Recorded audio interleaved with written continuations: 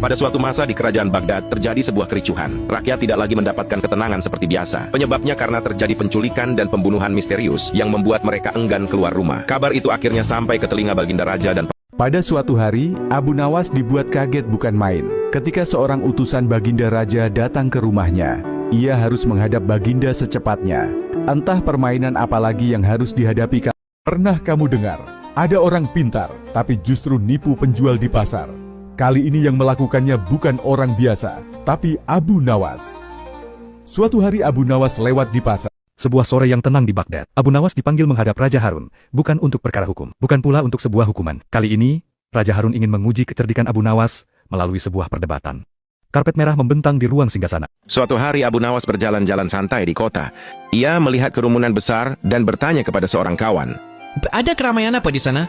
Pertunjukan monyet ajaib, Jawab kawannya. Apa hebatnya? Pada suatu pagi yang cerah di Baghdad, Raja Harun al-Rashid sedang duduk di taman istana. Ia baru saja bangun tidur.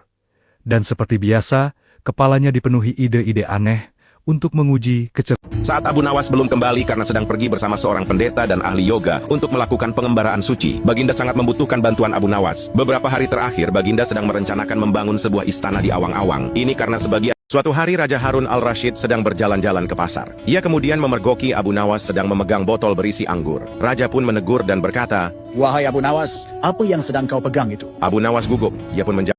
Malam itu, Abu Nawas tertidur pulas dalam lelapnya. Lalu, ia bermimpi berjalan di sebuah taman penuh bunga yang begitu indah. Burung-burung berkicau, sungai berkilau. Pagi itu, istana mewah Baghdad diserbu ribuan lalat. Hingar-bingar memenuhi ruang kerajaan. Raja Harun al-Rashid tampak sangat risih melihat ribuan lalat berterbangan di udara. Pada suatu hari, Khalifah Harun al-Rashid sedang berjalan-jalan bersama para pengawalnya. Mereka melewati sebuah sungai kecil yang deras airnya. Khalifah berhenti sejenak, lalu berkata, "Andai di sini ada jembatan." Di sebuah pasar Baghdad yang ramai, orang-orang berbisik-bisik, bukan tentang dagangan, tapi tentang seorang anak kecil yang katanya sangat pintar. Tanpa sengaja, Abu Nawas dan anak. Inilah kisah Abu Nawas dan siasat melawan adu domba.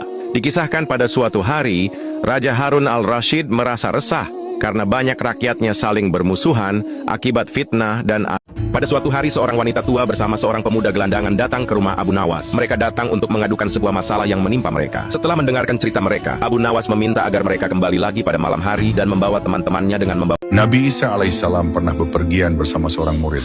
Beliau menitipkan 2 potong roti, namun ketika kembali hanya tersisa 1. Nabi Isa bertanya, "Kemana 1 roti itu?" Murid itu menjawab,